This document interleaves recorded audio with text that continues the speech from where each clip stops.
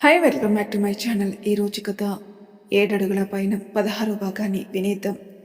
గట్టిగా నవ్వేస్తుంది నందు హర్ష మొహంలో ఎక్స్ప్రెషన్ చూసి. నందు, ఇన్ని అడిగావు కదా, నేను నిన్నో డౌట్ అడిగినా అంటాడు హర్ష. ఏంటి? ఆ ప్రాజెక్ట్ హ్యాక్ అవుతుందని నాకెలా తెలుసు అనేనా కళ్ళెగరేస్తూ ఉంటుంది నందు. అవును, నీకెలా అంటూ హర్ష మాట పూర్తి కాకముందే హహహ, ఎంతైనా నేను మీ అని భార్య అని చెప్పబోయి ఆపేసి ఫ్రెండ్ని కదా అంటుంది నందు. ఆ మాటకి హర్ష ఫీల్ అయినా సైలెంట్గానే ఉంటాడు. నందు కంటిన్యూ చేస్తూ, నేను ఆ కంపెనీలో వర్క్ చేసేటప్పుడు విక్రమ్ గారు ఇంకా గోపాల్ గారు మాట్లాడుకోవడం విన్నాడు సార్. అప్పుడే తెలిసింది, వాళ్ళు ఈ ప్రాజెక్ట్ మీకు వచ్చినందువల్ల మీ వర్క్ కంప్లీట్ అయ్యేలోపు మీ ప్రాజెక్ట్ వాళ్ళు కొట్టేద్దామని అనుకుంటున్నారని. అందుకే ఆ కంపెనీలో మానేశాక మీ కంపెనీలో జాయిన్ అయ్యాను అంటుంది నందు. నందు వైపు కృతజ్ఞతగా చూస్తూ థ్యాంక్స్ చెప్తాడు హర్ష. మన మధ్య ఈ థ్యాంక్స్లో సారీలు ఎందుకులే సార్, మీరు చక్కగా పడుకోండి, వెళ్ళండి అంటూ తను లేచి వెళ్ళి సోఫాలో పడుకుంటుంది నందు. హర్ష కూడా పడుకుని నందుని చూస్తూ, నీకు తెలియకుండా నీకు చాలాసార్లే సారీ చెప్పాను నందు అనుకుంటూ వాళ్ళ పెళ్లి అప్పటి రోజుల్ని గుర్తు తెచ్చుకుంటాడు. నందుని పెళ్లి ఇష్టం లేదని చెప్పమన్న రోజు. నందు వాళ్ళ ఇంటి నుండి బయలుదేరి తన ఇంటికి వెళ్ళిన హర్ష తన రూమ్ బాల్కనీలో నిలబడి చందమామని చూస్తూ ఉంటాడు. సడన్గా తనకి ఆ రాత్రి రారాజులో తన జాబిలి కనిపిస్తుంది తనని చూస్తూ. సారీ నందు, నువ్వు నా జీవితంలోకి రాకూడదు. ఎప్పటికీ నువ్వు నాకు ఒక ఫ్రెండ్ లాగానే మిగిలిపో. నా జీవితంలోకి వస్తే నీకు కష్టాలు బాధలు తప్పవు, ఇంకేమీ ఉండవు. అందుకే నేను ఎప్పటికీ పెళ్లి చేసుకోకూడదు అనుకోవట్లేదు. ఒకవేళ చేసుకున్నా నా నుండి శ్వేత జ్ఞాపకాలు నన్ను వదిలి వెళ్ళలేవు. అందుకే నువ్వు నా దగ్గర సంతోషంగా ఉండలేవు అనుకుంటూ బాధపడతాడు. తాళి కట్టే క్షణంలో కూడా నీకు సారీ చెప్పాను నందు. వాళ్ళ ఫస్ట్ నైట్ రోజు. నందు తన పెళ్లి ఎలా జరిగిందో గుర్తు తెచ్చుకుని బాధపడుతూ పడుకున్న రోజు. నందు పడుకున్న తర్వాత కళ్ళు తెరుస్తాడు హర్ష. తను బెడ్ మీద పడుకోలేదని నందు కింద పడుకోవడం తనకి చాలా బాధగా అనిపిస్తుంది. లేచి కూర్చుంటాడు. నందు ఆదమర్చి నిద్రపోతుంది. వెళ్ళి నందు పక్కన కూర్చొని నందు తలని తన ఒడిలో పడుకోబెట్టుకుని తన తలని నిమురుతూ, సారీ నందు, ఈ మాట నీకు నేను ఎన్నిసార్లు చెప్పినా తక్కువే. నా కోసం నీ సంతోషాన్ని వదులుకోవడానికి సిద్ధపడ్డా. నీలాంటి భార్య దొరకడం నిజంగా నా అదృష్టం. కానీ అదే నీకు దురదృష్టం అవుతుంది. అందుకే నేను చెప్తే నువ్వు ఎలాగో వినవని మొండిదానివి కాబట్టి నీ అంతటి నువ్వే నన్ను వదిలి వెళ్ళిపోవాలి. దానికోసం నిన్ను చాలా బాధ పెట్టడం తప్పట్లేదు. సారీరా అనుకుంటూ అలానే సోఫాకి అనుకుని నందు తన ఒడిలో పెట్టుకుని నిద్రపోతాడు హర్ష. హర్ష హర్ష అన్న మాటలకి లేస్తాడు. చుట్టూ ఎవరూ లేరు. మరి ఏ మాటలు ఎక్కడి నుండి వస్తున్నాయని చూస్తే నందు నిద్రలో కలవరిస్తుంది. ఇంకా హర్ష తట్టుకోలేకపోతాడు. ఎలా అయినా నందుని దూరం పెట్టాలని నిర్ణయించుకుంటాడు. లేచి సోఫాలకు వెళ్లేంతలో నందు కదులుతూ ఉంటుంది. పిల్లో పెడితే ఎక్కడ లేస్తుందని లేపిన వాడల్లా నందుని సోఫా కానించి పడుకోబెట్టి ఎక్కడ తను జారిపోతుందో అని నందు చేయి పట్టుకుని సోఫాలో పడుకొని నిద్రపోకుండా అలానే ఉంటాడు. మార్నింగ్ ఎవరో డోర్ కొట్టిన శబ్దం విని ఎక్కడ నందు లేస్తుందేమో అని వెంటనే కళ్ళు మూసేస్తాడు హర్ష. అనుకున్నట్టుగానే సౌండ్కి లేస్తుంది నందు. తన చేతిలో హర్ష చేతులను చూసి షాక్ అవుతుంది. తన చేతిని కదిలించే ప్రయత్నం తెలుస్తుంది హర్షకి తను ఇంకా నందు చేతిని పట్టుకొని ఉన్నాడని. ఎక్కడ డౌట్ వస్తుందని నిద్రలో కదిలినట్టుగా కదిలి పక్కకి తిరుగుతాడు. పాపం నందు కూడా నిద్రలో పట్టుకున్నాడేమో అనుకుంటుంది. అమ్మయ్య అనుకుని నందు మాటలకి నవ్వుకుని పడుకుంటాడు హర్ష. అదొక కన్స్ట్రక్షన్స్లో ఉన్న కాంప్లెక్స్. 9వ అంతస్తులో చీకట్లో నిలబడి తన ఎదురుగా కుర్చీకి కట్టేసిన వ్యక్తిని, పక్కని 5గురు పట్టుకుని ఆపుతున్న వ్యక్తిని చూస్తూ మాట్లాడుతున్నాడు అతను. ఏంట్రా, నా మాటల్ని అంత తేలిగ్గా తీసుకున్నావా? చెప్పాను కదరా, నీ సంతోషాన్ని నీ నుండి దూరం చేసే బాధ్యత నాది అని. ఇప్పుడు నీ సంతోషం నీ పెళ్ళాం ప్రాణాలు అని అర్థమైంది. ఇక అదెలా బ్రతికి ఉంటుందో ఆలోచించుకో. హహహ, దానికి ఇంకా రోజులేరా, లెక్క పెట్టుకో అంటూ వినిపిస్తుంది అతని గొంతు. నో, లేదు, ప్లీజ్ నందుని ఏమీ చేయకు, తనకి సంబంధమే లేదురా. నీకు కావాలంటే నన్ను ఎదుర్కో, నందుని ఏమీ చేయకు అంటూ అడుగుతున్నాడు హర్ష. హహ, నువ్వు బ్రతిమలాడుతుంటే బాగుందిరా, ఇంకా ఇంకా బ్రతిమలాడు. కానీ నువ్వు ఎంత బ్రతిమలాడినా అది నా నుండి తప్పించలేదురా అంటూ నవ్వుతుంది అతని స్వరం. ఇంకా హర్ష కోపం పెరిగిపోతుంది. రేయ్, నందుకేమైనా అయ్యిందో ఆ మరుక్షణం నీ ఆయువు ఆ అనంత వాయువులో కలిసిపోతుంది, గుర్తుపెట్టుకో అంటూ అరుస్తున్నాడు హర్ష. ఏంట్రా, నన్నే చంపేంత ధైర్యం ఉందా నీలో? ఎప్పుడో కాదురా, ఇంకా రోజులు కాదురా, క్షణాలు. చూడు, నీ కళ్ళ ముందే దాని ప్రాణం పోతుంది అంటూ చేతిలో ఉన్న గన్ తీసుకుని కట్లతో కుర్చీకి కట్టేసిన నందుని షూట్ చేస్తాడు ఆ వ్యక్తి. ఆ బుల్లెట్ నందు కడుపులో దిగగా రక్తం దారులా ప్రవహిస్తుంది. హర్షాన్ని పట్టుకున్న 5గురు హర్షని వదలగా హర్ష ఒక్క ఉదుటిన నందు దగ్గరకు పరుగున వస్తాడు. నిస్సహాయంగా చూస్తున్న నందు నోటికున్న ప్లాస్టర్ తీసే స్పృహ కోల్పోతున్న నందుని తట్టి లేపుతున్నాడు. కొంచెం కొంచెంగా స్పృహ కోల్పోతున్న నందు హర్షని నవ్వుతూ, చివరికి మీ భార్యగానే చనిపోతున్నాను Harsha, thank you for being in my life అంటుంది. ఏయ్ పిచ్చా, ఏం వాగుతున్నావే, నువ్వెక్కడికి వెళ్ళవు, నీకేమీ కాదు, నేను కానివ్వను, ముందు పద హాస్పిటల్కి వెళ్దాం అంటూ నందుని ఎత్తుకుంటాడు హర్ష. హర్ష మెడ చుట్టూ చేతులు వేసి పట్టుకుంటుంది Nandu. Wow, what a emotional scene అంటూ క్లాప్స్ కొడుతున్నాడు ఆ వ్యక్తి. రేయ్, నందుకు ఏమైనా కావాలి, నువ్వు నా చేతిలో చస్తావురా అని అరుస్తూ నందుని తీసుకుని కార్ దగ్గరికి పరిగెత్తాడు హర్ష. హర్ష, నేను లేనని మీరు ఒంటరిగా ఉండకండి, మళ్ళీ పెళ్లి చేసుకోండి, అత్తయ్య మావయ్యని అమ్మ నాన్నని అందరినీ జాగ్రత్తగా చూసుకోండి, మీరు ఇప్పుడు ఏడవకూడదు అంటూ దారాలుగా జారుతున్న హర్ష కన్నీళ్లు తుడుస్తుంది నందు. మీరెప్పుడు నవ్వుతూ ఉండాలి అంటూ హర్ష మెడ చుట్టూ చేతులు వేసి జార్ చేస్తుంది నందు. ఒక్కసారిగా గుండె ఆగిపోతుంది హర్షకి. నందు చేతిని పట్టుకొని నందు నందు నందు లే అని అరుస్తున్నాడు. కానీ నందు కనీసం కదలట్లేదు. భయంగా నందు చేతిని పట్టుకుని నాడిని చూస్తున్నాడు అంతే. ఒక్కసారిగా ప్రళయం పొంగుకొచ్చినట్టుగా భూమి బద్దలయ్యేట్టుగా నందు అని అరుస్తూ ఏడుస్తున్నాడు హర్ష. హర్ష అరుపుకి ఒక్కసారిగా ఉలిక్కిపడి లేచింది నందు. తను లేచి చూసేసరికి హర్ష బెడ్డుపై కూర్చుని దోసిట్లో మొహం దాచుకుని నందు నందు లే నందు అంటూ ఏడుస్తున్నాడు. హర్షను అలా చూసిన నందుకి నోట మాట రాలేదు. వెంటనే తేరుకొని పరుగున హర్ష దగ్గరికి వెళ్తుంది. హర్ష గారు మీకేమైంది? చూడండి, నేను బానే ఉన్నాను, ప్లీజ్ మాట్లాడండి హర్ష గారు అని కదుపుతూ వణుకుతున్న స్వరంతో పలికింది నందు. నందు మాటలు వినిపించడంతో నందు అని ఆశాజనకంగా కళ్ళు తెరిచి నందును చూస్తాడు హర్ష. ఎదురుగా నందు కనిపించేసరికి ఎక్కలేని సంతోషంతో నందు, నీకేం కాలేదు కదా, నువ్వు బాగున్నావు కదా అని నందుని గాలి కూడా వారి మధ్య చొరలేనంత గట్టిగా హత్తుకుంటాడు. హర్షలో కంగారు చూసి తన బంతి ఇంతలా బాధపడడం చూసి నందుకి చాలా భయంగా ఉన్న హర్ష కోగిల్లో ధైర్యాన్ని కూడగలుపుకుంటూ హర్ష ప్రేమని ఆస్వాదిస్తుంది. అలా కొన్ని నిమిషాలు ఉన్న తర్వాత మెల్లమెల్లగా తేరుకుంటాడు హర్ష. మెల్లగా నందుని వదిలి తనివి తీరా చూసుకుంటాడు. హర్ష మామూలయ్యాడని నిర్ధారించుకున్న తర్వాత మెల్లగా అడుగుతుంది నందు. ఏమైంది హర్ష గారు, ఎందుకు అంతలా భయపడుతున్నారు, ఏదైనా పీడకలు వచ్చిందా అని చాలా అనునయంగా అడుగుతుంది. హర్ష మాత్రం నందుని చూస్తూ ఉన్నాడు. మళ్ళీ తనే కల్పించుకొని హర్ష చేతిని పట్టుకుని భరోసా ఇస్తూ మాట్లాడండి అని అడుగుతుంది. అప్పుడు ఎత్తుతాడు హర్ష తల. ఒక్కసారిగా భయపడుతుంది నందు హర్షను చూసి. మొహం మొత్తం ఎర్రగా కందిపోయి ఏడ్చి కళ్ళు ఉబ్బిపోయి మొహం మీద కన్నీటి చారలు. అవి చూస్తే అర్థమైపోతుంది హర్ష ఎంతగా ఏడ్చాడు. హర్షను అలా చూసిన నందు హృదయం ద్రవించిపోతుంది.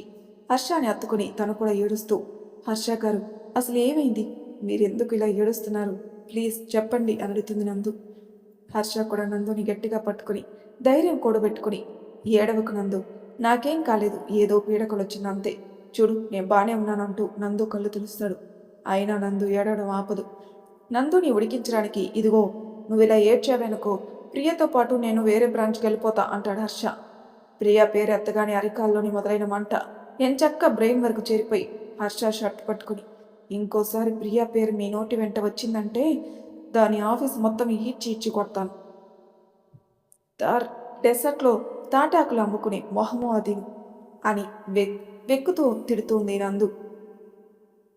నందు మాటలకి నవ్వుతూ, ఇక నీ తిట్లు దండకం ఏడవడం రెండూ అయిపోతే నిద్ర వస్తుంది, పడుకుందాం అంటాడు హర్ష. సరే మీరు పడుకోండి అని లేచి సోఫా దగ్గరికి వెళ్తున్న నందు చేయి పట్టుకొని లాగి మళ్ళీ తన్ని గట్టిగా పట్టుకుంటాడు హర్ష. ఏం జరిగిందో అర్థం కాక అలానే ఉండిపోతుంది నందు. హర్ష నందు తలపై చెయ్యి వేసి, నీకేం కాదు నందు, ఆ కల్లో జరిగినట్టు ఎప్పటికీ జరగనివ్వను, నా వల్ల ఒకరి ప్రాణం పోయింది, ఇప్పుడు నిన్ను కూడా పోగొట్టుకోలేను నందు, నా ఊపిరి ఉన్నంత వరకు నిన్ను కాచుకుంటాను, నీ నీడను కూడా ఆ రాస్కల్ని తాకనివ్వను అనుకుంటూ ఉంటాడు హర్ష. నందు తేరుకొని సార్ ఏమైంది అని కంగారు అడుగుతుంది. అప్పుడు స్లోలోకి వస్తాడు హర్ష. నందుని వదిలి, నందు ఈ రోజుకి ప్లీజ్ బెడ్ పైన నా పక్కనే పడుకోవా ప్లీజ్ అని రిక్వెస్టింగ్ అడుగుతాడు. హర్ష మొహం చూసి కాదనలేకపోతుంది నందు. సరే సార్ అని నవ్వుతూ తన పక్కనే పడుకుంటుంది నందు. హర్ష నందుని తన దగ్గర నుండి ఎవరైనా లాక్కుపోతారేమో అన్నట్టుగా నందు చేతిని గట్టిగా పట్టుకుని నందుని చూస్తూ పడుకుంటాడు. కాసేపటికి హర్ష నిద్రపోయాడని అర్థమయ్యాక కళ్ళు తెరుస్తుంది నందు. హర్ష దగ్గరగా జరిగి హర్ష తల నిమురుతూ, మీరెందుకో చాలా మదన పడుతున్నారు సార్, ఎప్పుడు లేనిది కంగారు భయం మీ కళ్ళల్లో తెలుస్తుంది. మీరు చెప్పకపోయినా తెలుసుకునే ప్రయత్నం చేస్తాను. మీకు ఎప్పుడు తోడుగా ఉంటాను సార్ అంటూ హర్ష భుజం పట్టుకొని నిద్రపోతుంది నందు. ఉదయం హర్షకి మెలకు వచ్చి చూసేసరికి నందు తన గుండెలపై పడుకొనుంది. తనని అలా చూసి నవ్వుకుని లేచే ప్రయత్నం చేస్తుంటే నందు కదలడం గమనించి ఎక్కడ నిద్రలేస్తుందేమని అలానే ఉండిపోతాడు. నందు తలని మరడానికి చెయ్యి ఎత్తబోతే ఏదో ఆలోచిస్తున్నాడు. సడన్గా ఏదో గుర్తుకొచ్చిన వాడి వెంటనే నందుని వదిలి లేచి వెళ్ళిపోతాడు. హర్ష వెళ్ళిన వెంటనే కళ్ళు తెరుస్తుంది నందు. హర్ష అలా వెళ్ళిపోవడం చూసి అప్పటిదాకా నవ్వు దాచుకున్న తను ఇప్పుడు బాధను వ్యక్తం చేస్తుంది. కాసేపటికి మామూలు కిందికి వెళ్ళిపోతుంది. అలా వెళ్ళిపోయిన హర్ష కాసేపు బాల్కనీలో వర్క్ చేసుకుంటూ ఉంటాడు. ఈలోపు నందు కాఫీతో వస్తుంది. హర్ష చేతికి కాఫీ ఇచ్చి గుడ్ మార్నింగ్ సార్ అంటుంది నందు. గుడ్ మార్నింగ్ నందు అంటూ కాఫీ తీసుకుంటాడు హర్ష. నందు హర్ష పక్కన చైర్లో కూర్చొని హర్షాన్ని చూస్తూ తడబడుతూ వేళ్లతో డాన్స్ వేస్తూ ఉంటుంది. అది గమనించిన హర్ష ఏంటి నందు ఏమైనా చెప్పాలా అని అడుగుతాడు హర్ష. అవును అని తల నిలువుగా ఊపుతుంది. ల్యాప్టాప్ క్లోజ్ చేసి నందు వైపు తిరిగి ఏంటి అని నెమ్మదిగా అడుగుతాడు. అదే అదే అదేంటంటే అని నాడుతుంది నందు. ఆ ఏంటో అది అంటూ నవ్వుతాడు హర్ష. అది సార్ నాన్న ఫోన్ చేశారు, నన్ను రమ్మన్నారు, వెళ్దాం అని సాగదీస్తుంది. దానికి ఇంత సాగదీయాలా? అది కాదు సార్, మీకు ఒక మాట చెప్దామని. "హ్మ్, నాకోకే, బట్ ఎల్లుండి వెళ్దాం. సండే కాబట్టి నాకు ఎల్లుండి ఫ్రీ, ఇద్దరం కలిసి వెళ్దాం సరేనా అంటాడు హర్ష. తనని కూడా రమ్మని అడిగితే ఎక్కడ రాను అని చెప్పడానికి ఇబ్బంది పడతాడని తను వెళ్ళడానికి పర్మిషన్ అడిగితే హర్ష కూడా వస్తాననడం నందుకి చాలా సంతోషంగా అనిపించింది. Thank you, thank you so much Harsha గారు అని హర్ష చేతిలో చెయ్యేసి ఊపేస్తుంది. హర్ష ఆ చేతిపై చెయ్యేసి చిన్న స్మైల్ ఇస్తాడు. నందు ఇక లేచి వెళ్ళబోతుంటే నందు అంటాడు. ఏంటండి అంటుంది. ఎందుకో ఆ పిలుపు ఆ స్వరం భలే నచ్చాయి హర్షకి. ఫస్ట్ టైం గారు సార్ లాంటి తోకలు లేకుండా మాట్లాడింది అనుకుంటాడు.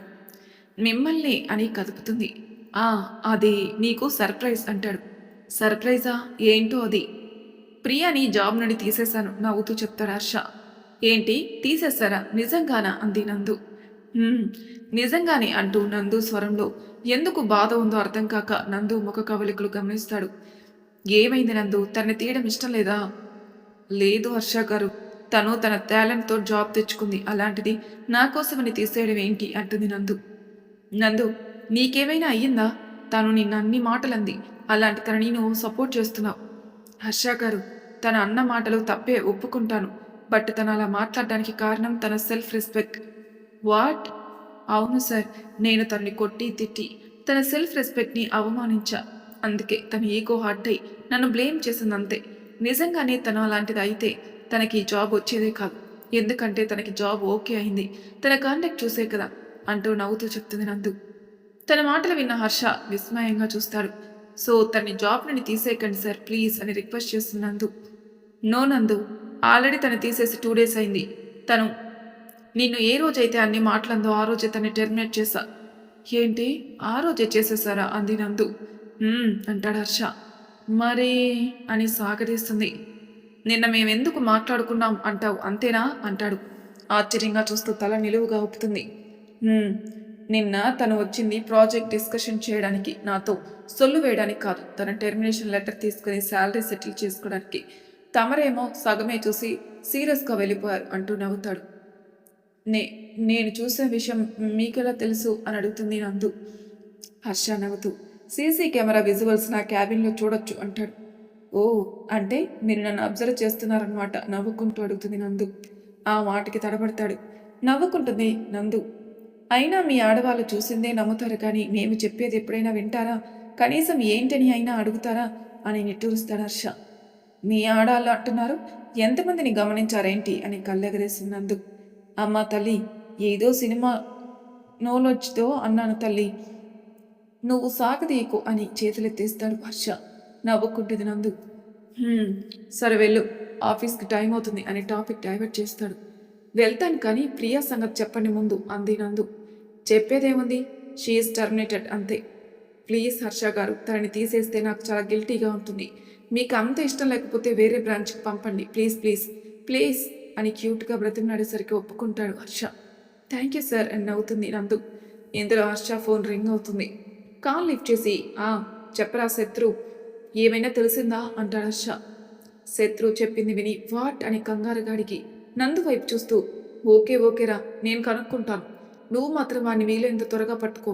నీ మాట వల్లే నేను ప్రొసీడ్ అవ్వట్లేదు, లేకపోతే ఇక వాడి సంగతి నేను చూసుకుంటా అని కొంచెం బేస్ వాయిస్తో చెప్తాడు.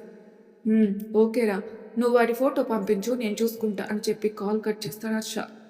కట్ చేసిన వెంటనే శత్రు పంపిన ఫోటో తీసి నందుకి పేరు చెప్పి తనని గుర్తుపట్టగలదేమో అడిగాడు హర్ష. నిన్న బ్లర్గా ఉండడం వల్ల సరిగా గుర్తుపట్టలేదు, కానీ ఇప్పుడు ఈ క్లియర్ పిక్చర్ చూసి కొంచెం భయపడి తెలుసు సార్ అని చెప్తుంది నందు. తెలుసా? ఎవరు నందు? నీకెలా తెలుసు అని అడుగుతాడు హర్ష. అది సార్ అతను అని అతని పేరు చెప్తుంది నందు. వాట్ అని నిర్ఘాంతపోతాడు హర్ష. నందు మాటలకి అతనికి ఆలోచనలతో పిచ్చి పట్టేలా ఉంది. బుర్ర వేడెక్కిపోతుంది. అర్ధగంట నుండి రింగ్ అవుతున్న ఫోన్ని విసురుగా ఎదుగుతాడు అతను. హలో అని అడుగుతాడు. హలో సార్ నేను అని వణుకుతూ మాట్లాడతాడు అవతల వ్యక్తి. చెప్పు అంటాడు అతను. సార్ మీరు చెప్పినట్టుగానే ఆ పిల్లని ఒంటరిగా కనపడగానే చంపడానికి వెళ్ళాను సార్. కానీ ఎక్కడి నుండి వచ్చాడో తెలియదు ఒకడొచ్చి నన్ను చితకబాది ఆ పిల్లని కాపాడాడు సార్ అని భయపడుతూ చెప్తాడు అవతల వ్యక్తి.